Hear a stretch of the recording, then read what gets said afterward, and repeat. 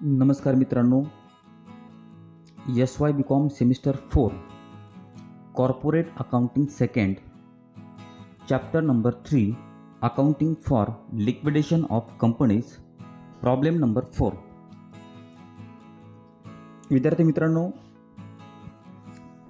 निराली पब्लिकेशनच्या पुस्तकामधील problem number 4, the following is the balance sheet of Porwal limited Pune, हा प्रॉब्लेम आपण या व्हिडिओमध्ये बघत आहोत. या चॅप्टरची नेमकं थीम काय आहे तर accounting for liquidation of companies. Company काय करते, बऱ्याच वेळेला काहीतरी इंटरनल प्रॉब्लेम असेल किंवा कॉम्पिटिशनमध्ये कंपनी आपले व्यवहार करू शकत नसेल, अशा वेळेला कंपनी कधीकधी सारखी लॉसमध्ये जाते. मग कंपनी आपला पूर्ण व्यवहार बंद करते. मग त्या ठिकाणी कधीकधी कोर्टाकडनं सांगण्यात येतं की आता कंपनी बंद केली पाहिजे, ज्यांची कुणाची देणी आहेत ती देणी दिली पाहिजे. अशा वेळेला कोर्टाकडनं एका लिक्विडेटरची नेमणूक केली जाते किंवा कधीकधी कंपनी स्वतःहून लिक्विडेटरची नेमणूक करते.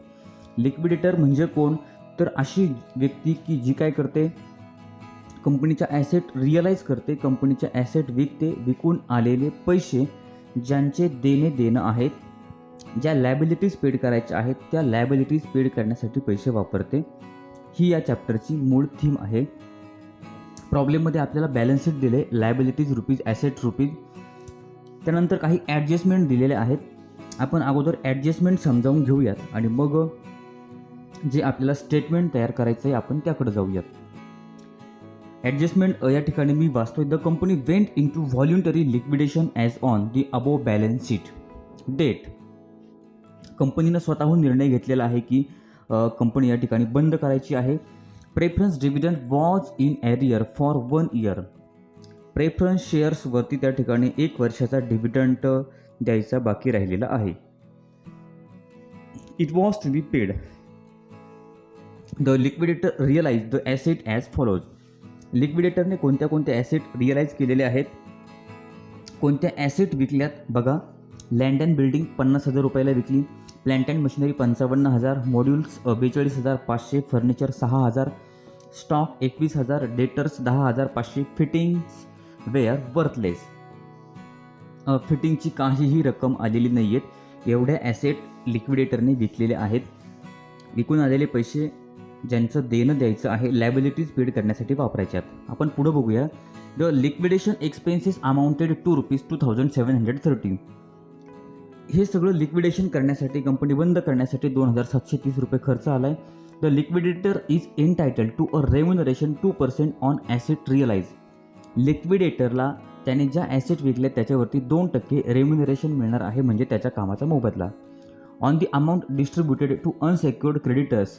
आणि ज्या अनसेक्युर्ड क्रेडिटर्स आहेत त्याच्यावरती सुद्धा त्याला 2% मिळणार आहे त्याचं remuneration. 10% on the amount return to equity share holders. आणि जे पैसे इक्विटी शेअर होल्डर्सला द्यायचे आहेत त्याच्या पण 10% लिक्विडेटरला रेम्युनरेशन म्हणून पैसे मिळणार आहे. In addition to the above liabilities the liquidator had to pay ₹900 as repair bill of plant and machinery. Plant and machinery रिपेअरिंगसाठी जो खर्च आला आहे बिलाचा तो 900 रुपये आलेला आहे. The liquidator made payment on 30 September 2020. लिक्विडेटरने या ठिकाणी जे पेमेंट केलेलं आहे ते 30 सप्टेंबर 2020 केलेलं आहे. Prepare the liquidators final statement of account. आपल्याला लिक्विडेटरचं फायनल स्टेटमेंट ऑफ अकाउंट तयार करायचं आहे. चला तर आपण मग जाऊयात या ठिकाणी. अशा प्रकारे आपल्याला हे लिक्विडेटरचं फायनल स्टेटमेंट तयार करायचे. वरती नाव टाकणार आपण liquidator's final statement of account of the winding up of Porwal limited Pune in voluntary liquidation liquidated on 31 March 2020 असं वरती टायटल टाकणार. आपल्याला स्टेटमेंट तयार करायचं आहे. रिसिप्ट रुपीज आणि पेमेंट रुपीज. बघा, रिसिप्ट त्यानंतर इस्टिमेटेड व्हॅल्यू आणि व्हॅल्यू रिअलाइज असे 2 कॉलम करायचे. पेमेंट इनर रुपीज आणि आउटवर्ड रुपीज.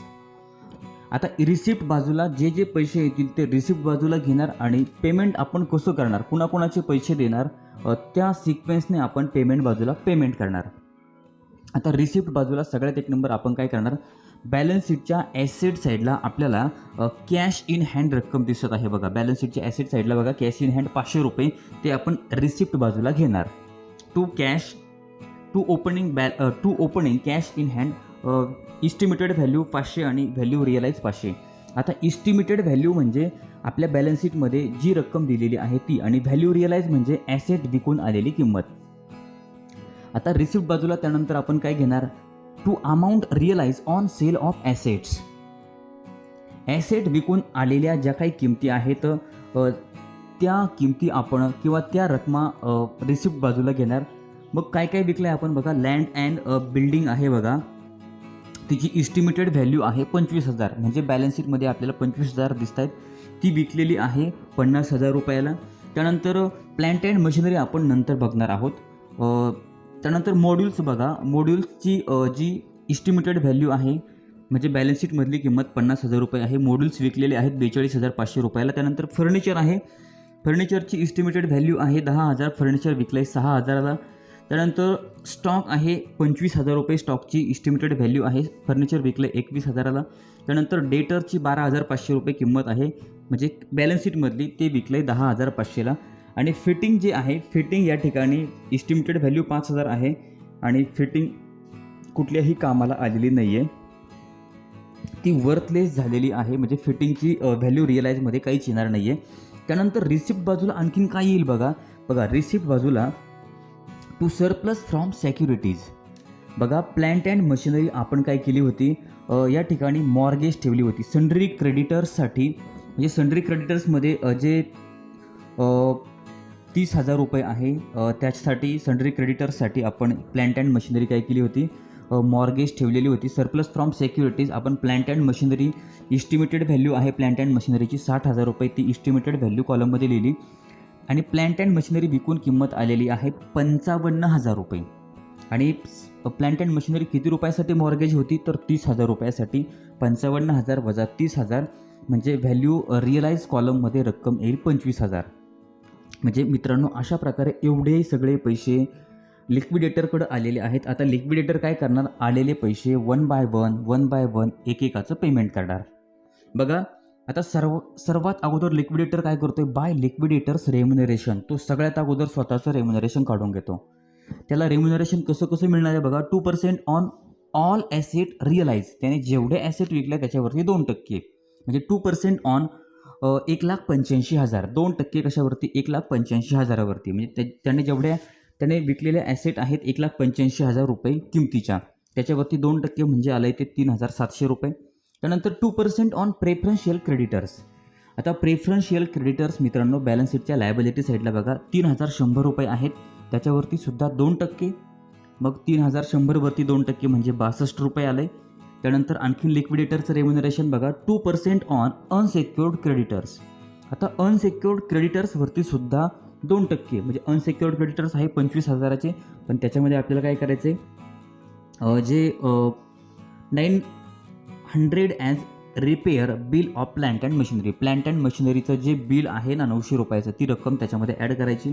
म्हणजे 25,000 अधिक 900, 25,900वरती 2% म्हणजे ते झाले 518 रुपये. 3,762 आणि 518 एवढं रेम्युनरेशन लिक्विडेटरला मिळणार आहे. लिक्विडेटरला आणखीन पण रेम्युनरेशन मिळणार आहे. ते कशावरती आहे, ते आहे 10% on amount return to equity share holders. आता इक्विटी शेअर होल्डरला सगळ्यात शेवटी पैसे द्यायचे असतात उरले तर. मग इक्विटी शेअर होल्डरला आपण जेवढे पैसे देणार आहोत त्याच्या 10% लिक्विडेटरला रेम्युनरेशन द्यायचं आहे.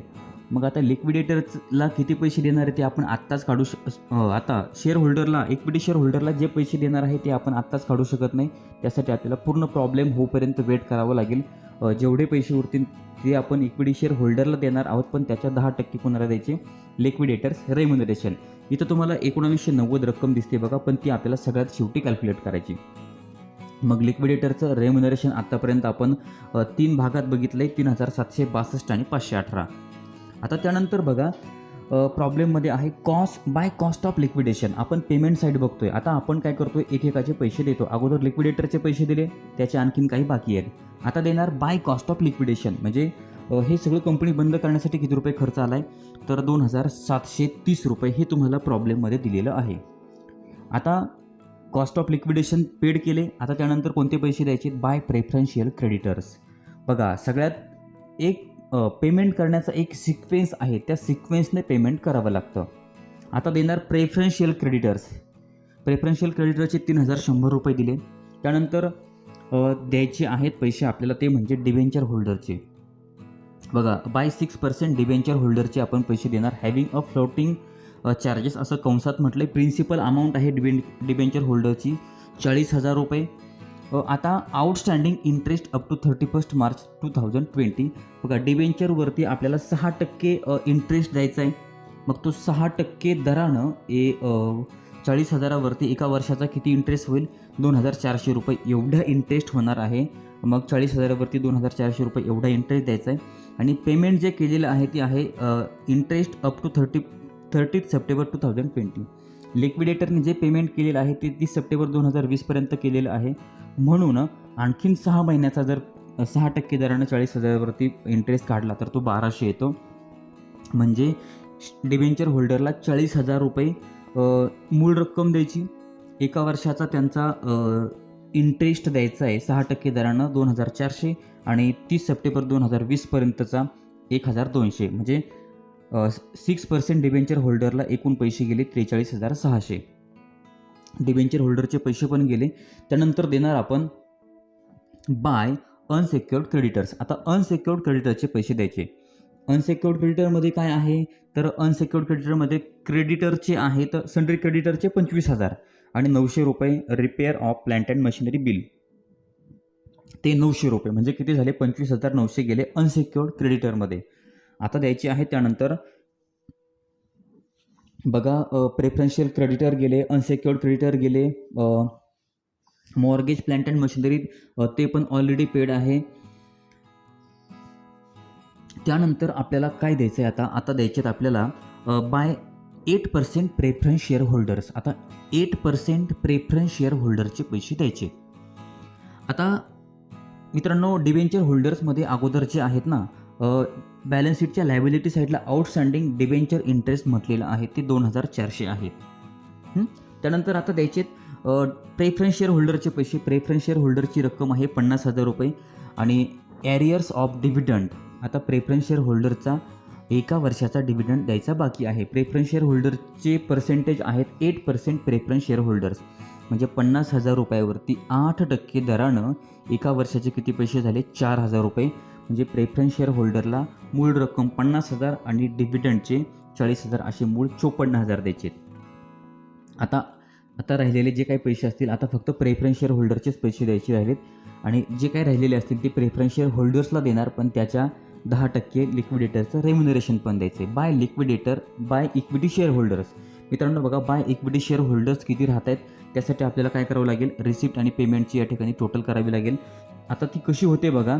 जर रिसिप्टची टोटल केली तर ती येते 1,55,500. पेमेंट बाजूची टोटल केली तर ती येते 1,33,610. म्हणजे खाली रक्कम उरलेली आहे 21,890. आता 21,890 आपल्याला द्यायची कोणाला? इक्विटी शेअर होल्डर्सला द्यायचे, पण त्याच्या 10% रक्कम कोणाला द्यायची? त्याच्या 10% रक्कम द्यायची लिक्विडेटरला रेम्युनरेशन म्हणून. पण ती कॅल्क्युलेट कशी करणार बघा. ही वर्किंग नोट व्यवस्थित लक्षात घ्या. लिक्विडेटरचं रेम्युनरेशन 10% आहे. टोटल कॅश रिक्वायर्ड 110 झाली. थोडक्यात अमाऊंट पहिल्यापासून लक्ष द्या. Amount to equity share holder 100 रुपये. लिक्विडेटर रेम्युनरेशन 10 रुपये म्हणजे झाले. टोटल कॅश रिक्वायर्ड किती झाले? 110. मग 110 रुपये असताना आपल्याला लिक्विडेटरचं रेम्युनरेशन 10 रुपये द्यायचं आहे. तर आपल्याकडे कॅश किती आहे? 21,890 रुपये असताना किती रुपये द्यावं लागेल? तर मग या ठिकाणी ते कॅल्क्युलेशन असं होईल 21,890 गुणिले 10 आणि भागिले 110 केलं तर उत्तर येईल 1,990. म्हणजे 1,990 हे 10% रेम्युनरेशन कुणाला द्यायचं आहे? लिक्विडेटरला रेम्युनरेशन म्हणून द्यायचे. आता इथं बघूयात आपण. इथं बघा बाय लिक्विडेटर्स रेम्युनरेशन सगळ्यात शेवटी म्हटलं आहे by 10% on amount paid to equity share holders. म्हणजे 1,990 रुपये लिक्विडेटरला रेम्युनरेशन म्हणून द्यायचे. मग टोटल लिक्विडेटरचं रेम्युनरेशन झालं आहे 6,270 रुपये. मग आता परत लक्ष द्या. 21,890 मधनं 1,990 रुपये लिक्विडेटरला रेम्युनरेशन म्हणून दिल्यानंतर खाली पैसे उरलेत 19,900 रुपये आणि ते पैसे द्यायचे इक्विटी शेअर होल्डर्सला. Balance paid to equity share holders. मित्रांनो, या ठिकाणी बघा बाय इक्विटी शेअर होल्डर्स सर्वात शेवटी पेमेंट कॉलममध्ये 19,900 एवढे पैसे आपण दिलेत इक्विटी शेअर होल्डर्सला. अशा प्रकारे हा प्रॉब्लेम झालेला आहे. मित्रांनो, चॅनलवर नवीन असाल तर चॅनल सबस्क्राईब करायला विसरू नका. यानंतर आणखीनही वेगवेगळ्या विषयांचे व्हिडिओज, एक्झाम संदर्भातील अपडेट्स आपल्याला चॅनलवरती मिळत राहतील. व्हिडिओ जर आवडला असेल तर लाईक करा, कमेंट करून कळवा. धन्यवाद.